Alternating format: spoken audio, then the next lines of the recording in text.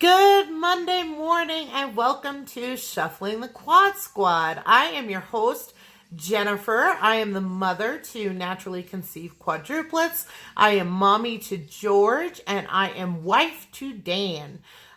We left off where my water had broken, and we are going to go into one of the most interesting topics today, which is the birth of the babies. And I think that it is such an important video to share and explain and talk about. And I'm really excited today to get to talk about the birth. It might bring up some things that I, have almost repressed because it was so crazy.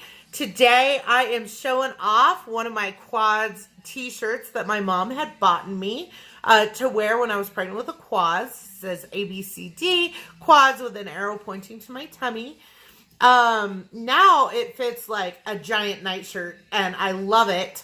At the time, it was tight around my belly and around my body because I was so heavy with quadruplets. So the last time we left off, my water had broken at 1:30 the morning of labor. So at that point, I had actually already lost my mucus plug.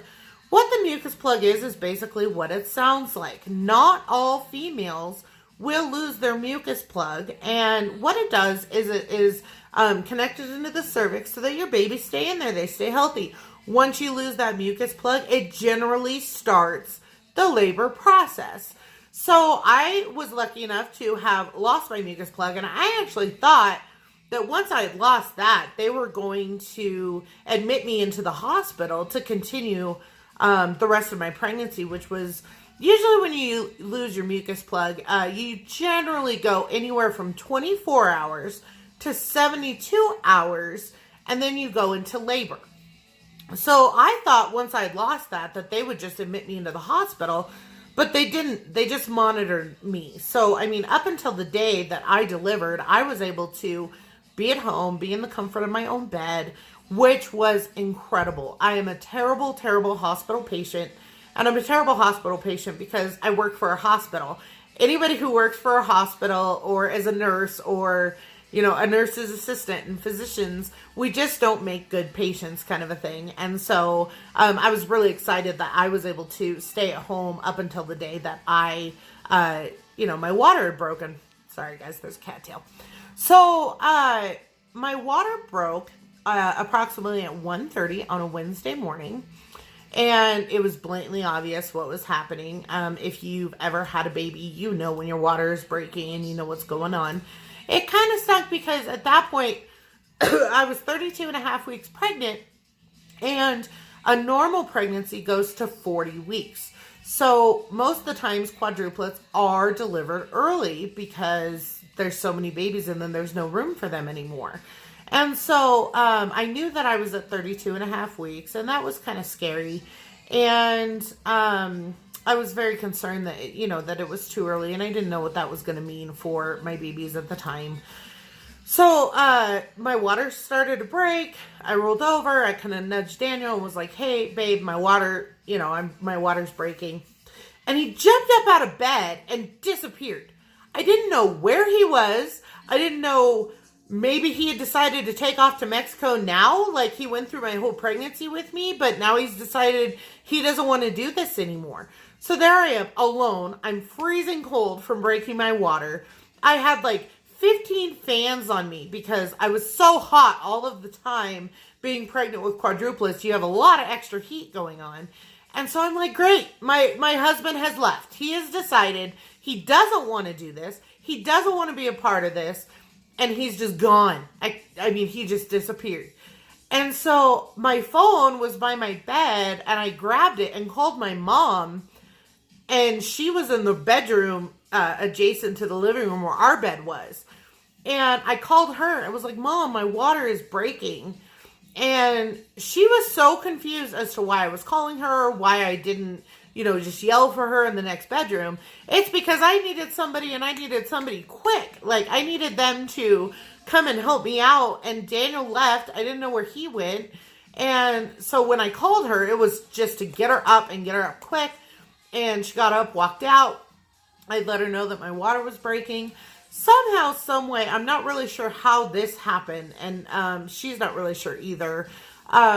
We put like a surgical drape that generally absorbs blood underneath me. Now, we don't know if we had that on my bed so that if my water did break in bed, it was there. We're not really sure how that happened, but I didn't want to ruin the carpet in the apartment. So they put a surgical drape underneath me, and I stood up, and oh my gosh, like so much water came out. Now, unfortunately, I can't tell you if I made more water than the average woman because this was my first pregnancy. So I don't really know how much water comes out or breaks when you break your water. It could have definitely been just Amelia's amniotic fluid, or it could have been 2 of the baby's amniotic fluids. I'm not really sure, but I was freezing. Oh my gosh. I just remember how cold I was, and I had started to shake. I think both from shock, I think from fear. I think, I was very, very cold. So, at that point, I walked to the bathroom to get a change of clothes because obviously I know I was going to have to go to the hospital. And there's Daniel. Thank God he didn't go to Mexico. He didn't run away from this. He was getting dressed in order to take me to the hospital. I was so thankful for that.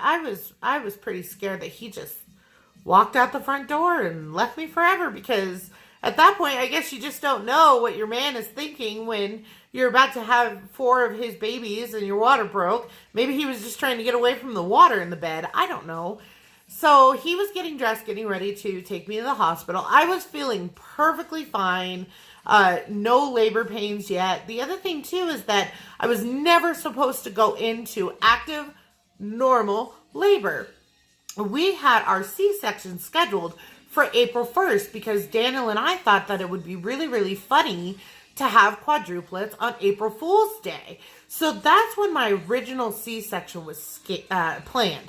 And I was concerned because I wasn't making it to that date. I had no idea how disorganized the hospital might be because, you know, here I had gone at 32 and a half weeks.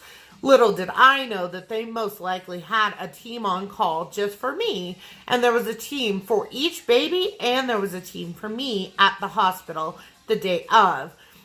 So everything went, you know, relatively normal in regards to my water breaking. You know, I needed to get to the hospital right away and I couldn't understand. My mom kept saying, you know, you need to go, you need to go. And I'm like, I feel fine. I'm not even in labor yet. Like, all that's happened is my water broke. And she goes, you need to get to the hospital. You know, hindsight's 20/20. She knew what was coming, kind of a thing. So we, you know, got me down the stairs, got me into the car. On the way to the hospital, I already started to experience contractions. I was never supposed to experience contractions because I was never supposed to go into labor. So we never took Lamaze because they said, don't worry about it. You're not going to need to. But here comes contractions that I wasn't even supposed to be able to experience.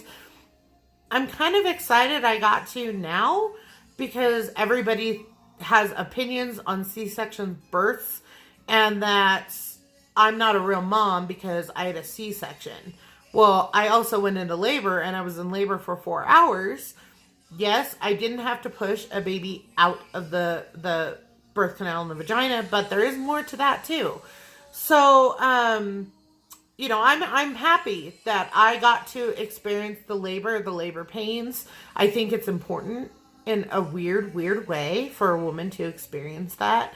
And so we get to the hospital and Daniel wheels me in. We let them know, you know, hey, I'm early. I was supposed to go, you know, have my C-section on April 1st and went early. They were awesome. They just expected me to be there in a weird way. Possibly because of my mucus plug coming out and they had already been informed. Or they knew that I was going to go anywhere from 28 weeks to 40 weeks and they just had it organized for me. So they got me back. They did my last measurement. And then they said, because I was early at 32 and a half weeks, they were going to perform a test to see if my kids were healthy enough to survive outside of the womb or if they could stop labor at 32 and a half weeks. So there was a test that they needed to perform, and basically it is checking the child's lung function from the amniotic fluid. It's very scientific. I don't understand how it works, but that's what they were going to do, is this test. Well, not a problem. I didn't have an issue with it. Let me tell you, it is called a vaginal synthesis. It was by far one of the worst pains I have felt in my entire life. It hurt really, really bad. So basically, they took a 16-inch needle. It was huge.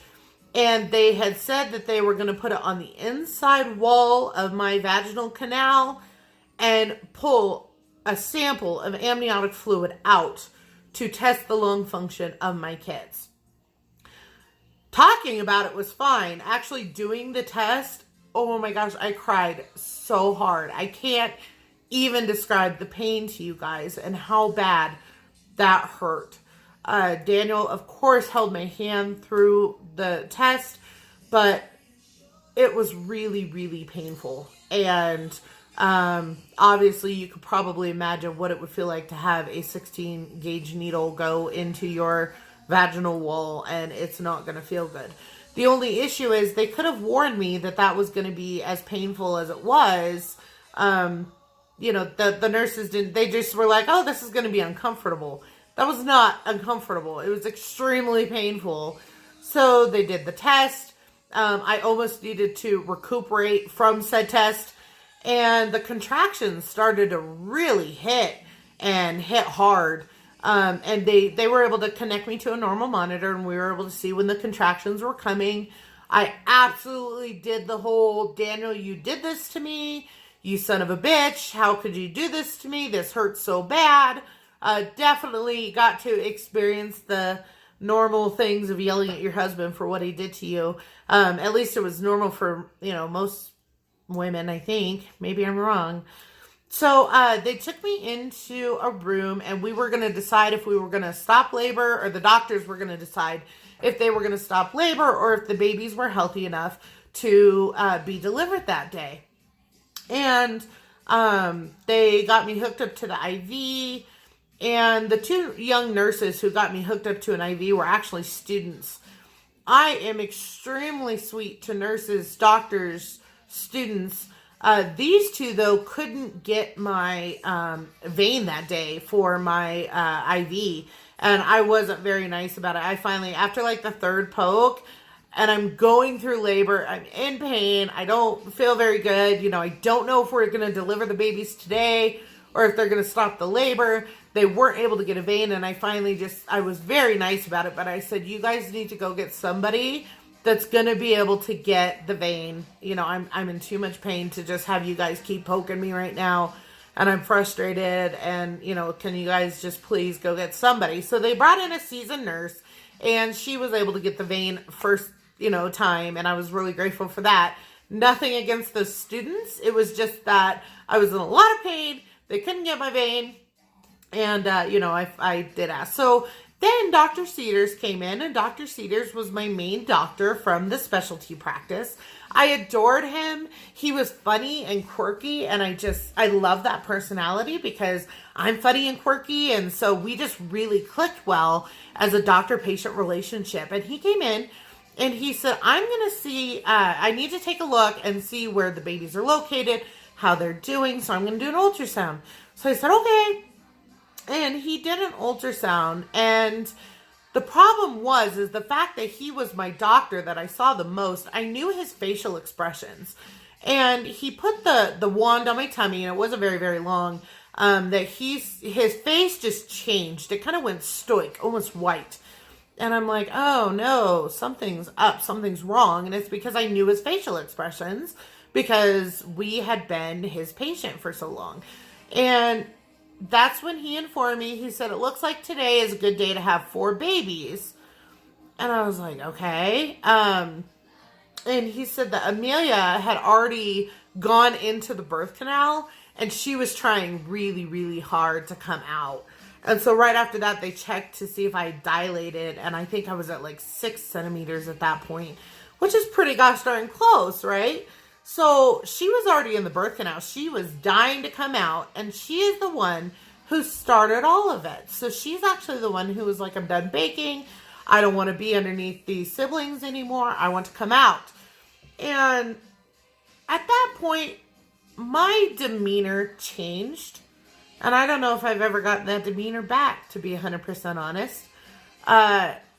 I wanted Daniel to take me home. Everybody had left the room so that they could go and organize my C-section. And everyone had left the room. And at that point, I don't know what happened. I can't describe it, but I'll try really hard. At that point, I wanted Daniel to take me home. I didn't want to be in labor anymore. I didn't want to have the babies today. I didn't want our whole lives to change on that day from that moment on. Everything that should have been in my mind for the last 4.5 months or 3.5 months that I was pregnant with quads hit me all at once in one striking moment, like a big thunderbolt. The changes in our lives, the changes in our marriage, the fact that I'll never sleep again, right? Everything hit me so hard, and everything I should have, all the complaining I should have done, and all the pain I'd been feeling, and that I'd barely been able to walk. And now here was the day that they were finally coming, and I was not prepared, and I was not ready. And I freaked out, and I told Daniel, no, we're stopping this. You're taking me home. I don't want to do this. I'm just kidding. Please take me home. And he wouldn't. And I got so angry. Seriously, I know now it's a crazy thought, but at the time, I thought I could convince Daniel to take me home and that all of this would just go away. And Daniel said, we can't do that. Like, this is really happening. What are you thinking? I was so angry with him. I'm pretty sure I called him a mean word. And I walked in, I started to have like an anxiety attack. I've told you before, I'm an anxiety patient. This was by far one of the worst anxiety attacks I have had in all of my 15 years of having anxiety, or 20 years of having anxiety. It was a really bad attack. So he saw that I was starting to cry. I was starting to freak out. And I went into the bathroom and closed the door. And I lost it. I was crying so hard. It was like an ugly cry where your chest is involved and your hips are involved and you're just bawling. You know, I was so upset and devastated that he wouldn't take me home. I didn't know what to expect. Maybe I wasn't ready, because they had said that if we went early, Delivia most likely wouldn't make it. And maybe I was scared of that. Maybe I was like, oh my God, Delivia is not going to live, and now I'm going to have to deal with the death of a child. I was dealing with my death. If I lost too much blood, I could pass away. So, I mean, give me a little credit of that I freaked out so bad in that little restroom. And I guess during this time that I was in the bathroom, the nurses came back to get me, to take me to the operating room. And at that point, it had become an emergency C-section because Amelia was trying so hard to come out. So not only was I having the C-section, at this point, after Cedar saw where she was, it became an emergency C-section. We need to get these babies out, and we need to get these babies out now. So during that 5 minutes, though, I guess the nurses had come back into the room to get me, and Daniel told them, she needs a moment. Let her have a moment. And so they left me alone. And I had my freak out for 5 minutes. I did some deep breathing. And I thought, we can do this. We can get through this. I will be okay. And I came out of the bathroom and I was hit with like 45 people standing in front of me, ready to take me back to the OR. So at that point, I didn't even have time to freak out after I walked out of that bathroom. And I had my freak out moment, which I still remember to this day. I remember the feelings that I had, the fear that I had. It was awful. But at the same time, I will forever be grateful for that 5 minutes. I needed that 5 minutes for myself and as a mom. And, I needed that time to absorb what was happening around me and what was about to go down and what was about to happen. So the moment I walked out, there was like a team of 45 people, and it was like, well, at that point, I can't freak out anymore.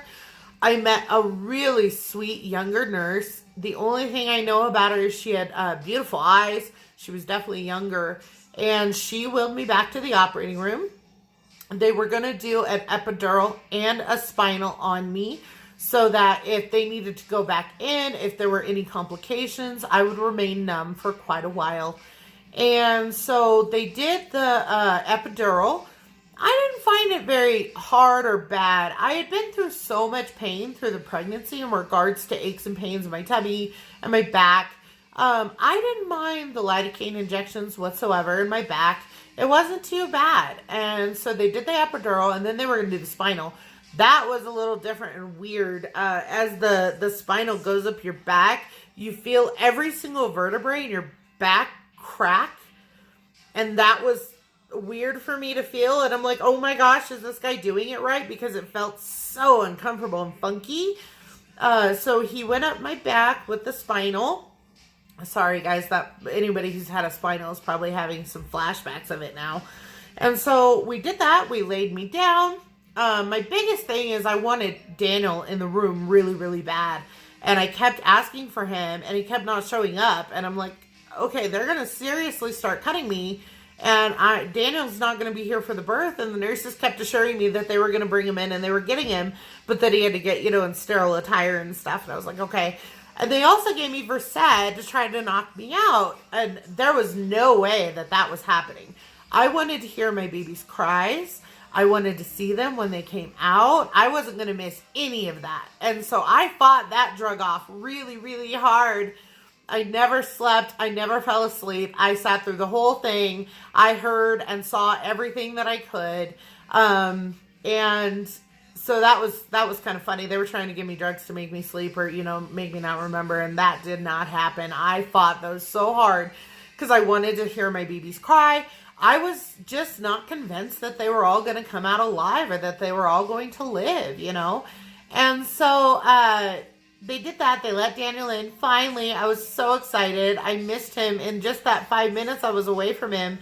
And I was terrified they weren't going to bring him in before they got baby A out, So they're cutting away on me. I didn't feel anything. Everything was fine. And the next thing I heard was, C fell out.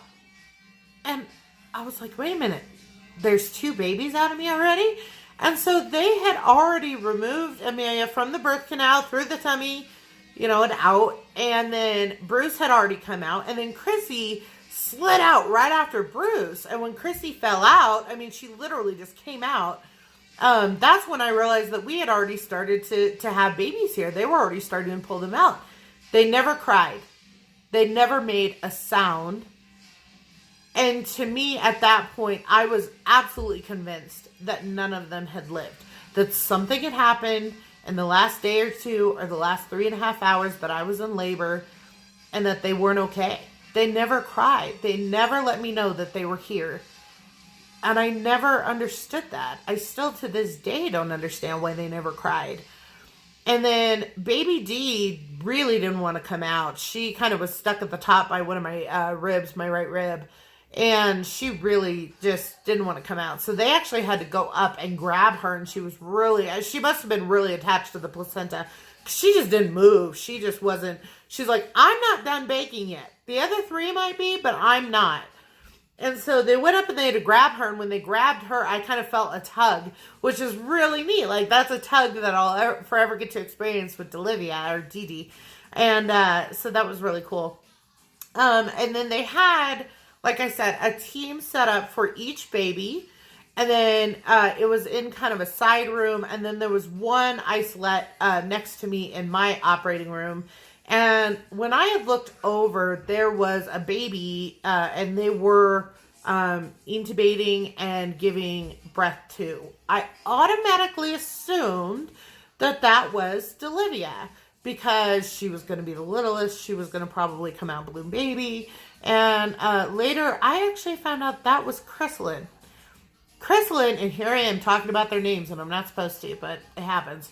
Chrysalin is one of my strongest kids today. And she had the lowest APGAR score, and she had to be intubated right away. She was not doing well. what's interesting is when my water broke, Chrissy flipped out. I stood up, like I had said, to get out of the bed because I was all wet. I was cold. And when my water continued to break onto that surgical drape on the floor, Chrissy went like this. Like, she went really, really fast. And it was like it was a funky feeling on what she was doing or why she was doing it. And I still don't know. She flipped out, and I'm not entirely sure why, but she did. So, I just had to lay there at that point. There was nothing I could do as a mom. I just had to lay there and let them sew me back up. My husband had left. He walked over to be with the babies, which he needed to be. I was a big girl. I could handle it. And so he went to be with the kids. And I just laid there. And then they brought Amelia over. And they held her up. And she said, "Mommy, I want you to meet your daughter." Oh, you guys, what an experience to get to see her. She was so beautiful and cute, and I made this. It was a beautiful, beautiful experience. However, she looked like Grumpy Cat. She looked really upset that she was out. She looked very upset that she had joined the world. I don't know what to tell her. She started it all. She's the one who wanted to come out and made my water break, and she was the one who was in the birth canal. I'm assuming that was an extremely traumatic experience for her, is that she was in the birth canal, ready to come out, seeing the light, and the next thing she knows, a doctor is pulling her back out, away from the light. She's thinking she's not going to get out that day. Let me tell you, baby A is sassy, strong, independent, grumpy as all get out. Oh my gosh, her cry can slice needles down your back. She is, but she is beautiful. I love her little strong, independent self to a certain extent. But to this day, she is still Grumpy Cat. But she looks so upset and so mad and so angry that she had joined the world that day. And the nurse said, "This is the only baby we can show you right now." That cut like knives. I couldn't understand why they couldn't show me the other 3 kids. And I think it's because they were all being intubated at that point, which means that they were putting a tube in so that they could breathe. And that is scary and terrifying. So I had to lay there and get sewn up. At this point, they had started to take the babies to the NICU, which is the neonatal intensive care unit for mainly premature babies. It's pretty rare that you don't have a baby in there that's not just a premature birth. And I know at one point the physician was sewing me up and said blood count, and they had said 1,500 cc's. I had lost a lot of blood, and they didn't do a transfusion on me, though. They definitely had blood work for me from the blood bank there. So I've lost a lot of blood, but they didn't do, a transfusion on me, which actually really surprised me because that's a lot of blood. And then they were going to leave the spinal and the epidural in case they needed to go back in case I had any bleeding, any complications. Well, they were getting ready to move me to my normal bed, which I was kind of excited about because it was like at that point it was done. I had them. Now it was time to face what was next, And so they moved me over to my other bed. Well, in moving me over to the other bed, my epidural flew out of my back and completely ripped my skin and flew out of my back. I didn't feel it because I was already numbed up from both the epidural and the spinal. And I heard the anesthesiologist say, "Oh, there goes the epidural." So I didn't have an epidural anymore because it ripped out of my back and them transferring me, which was a huge mistake. And then I still had the spinal in my back. So I had to lay a certain way on that bed. So they took me to recovery. And I stayed awake. I refused to rest. I refused to take care of myself at that point. And the nurse had told me in the recovery room that I needed to rest. I had done everything that I could do and had to do, and that it was my turn to rest. And I said, "Are all my babies alive? Are all of them okay?" I didn't even know at this point. And she said they were fine. I didn't believe her. I was waiting for Daniel to come down to the recovery room to tell me that they were alive. At least to know that they were alive. I didn't believe the nurses. I thought that the nurses would lie to me and tell me that they were fine, even if they weren't fine. And so she wasn't very nice to me because I was stubborn as a mule, and I was just like, I'm not resting until my husband comes and tells me that my kids are okay. And finally, I don't even know how long it took Daniel to get down to the recovery room to come and see me, but he walked in and I had to ask him the all hard question, are all 4 of our babies alive? And Daniel said yes. And I just asked how they were, and I think he said okay, you know, that they were alive, but that they were working on them and doing what they could for the babies in the NICU, and that then he told me that it was time to rest, and it was my time to get through what I needed to get through as their mommy. So I think at that point I finally did take a nap. It was a short one, but I did take a nap, and then they took me to my regular room. And that was the thing that was really frustrating. I wanted to go meet my kids, and I wanted to go meet my babies, and they would not allow me to. They stated that I had to be able to walk to the wheelchair in order for them to take me down to see my kids. And that really bothered me, and it still bothers me today. I really wanted to see my kids, and they wouldn't let me. And then the other thing too is that I unfortunately had to go through a lot. So in regards to afterbirth. So any woman who has had a baby, or any dad who has been a father in the room with the mom, they do uterine massages where they literally put their entire body weight on your abdomen and push as hard as they can to get some of the gross stuff out of your uterus. And for me, it was clots and bloody fluid, and it was terrible. And it's pretty uncomfortable as a pregnant lady, or, you know, a mom at that point who'd already had her babies, to experience that. It's not a fun experience, and most moms will tell you it's not a fun experience. The other thing too, though, is most moms don't warn anybody about that. And so thank goodness I had somebody who had warned me that they were going to do these uterine massages on me, and literally they put their entire body weight on your tummy and push as hard as they can to get the excess stuff out of your system, because that it needs to be done. You know, you just had a baby. So I experienced that just like anybody else. Amelia did end up tearing some stuff up because she was in the birth canal. So I, you know, when I sneeze, guess what, ladies? Yeah. When I cough, guess what, ladies? I'm right there with you.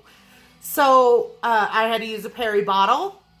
If you want to know what a peri bottle is, just PM me and I can let you know. It's for women who have had vaginal birth, and it's just a comforting effect for women.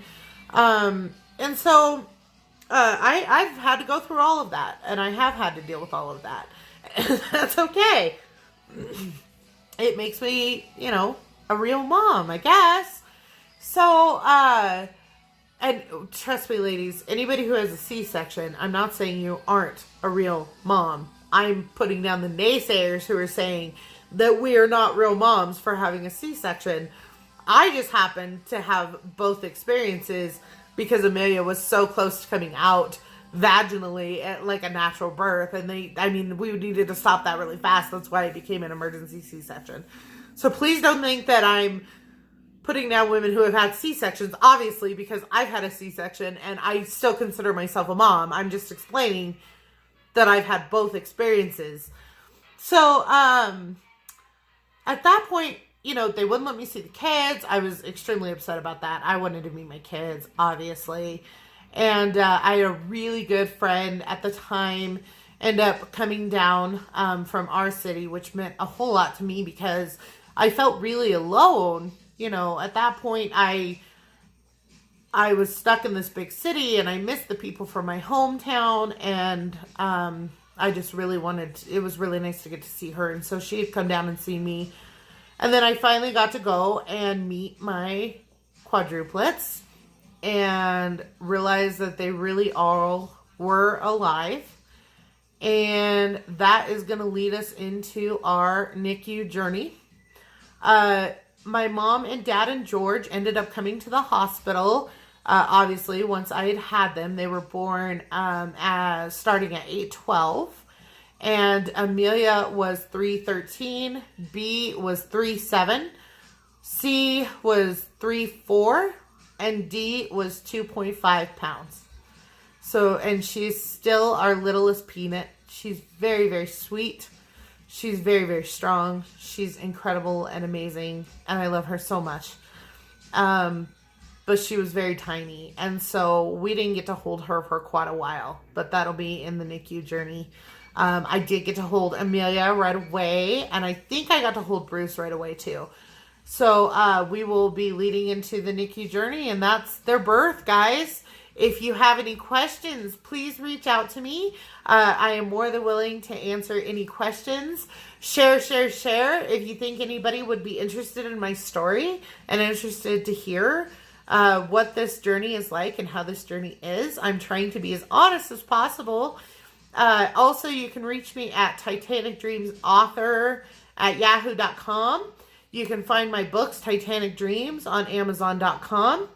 And please join Shuffling the Quad Squad on the YouTube channel. You just go to the YouTube channel and hit subscribe. You'll never miss a video. You'll hear announcements and that sort of thing. So I hope you all have a fabulous, fabulous week. I know I will. You know, I'm living the dream here and doing the best I can with this life. And I love you all. Thank you so much for watching and supporting me. And have a great week. Bye.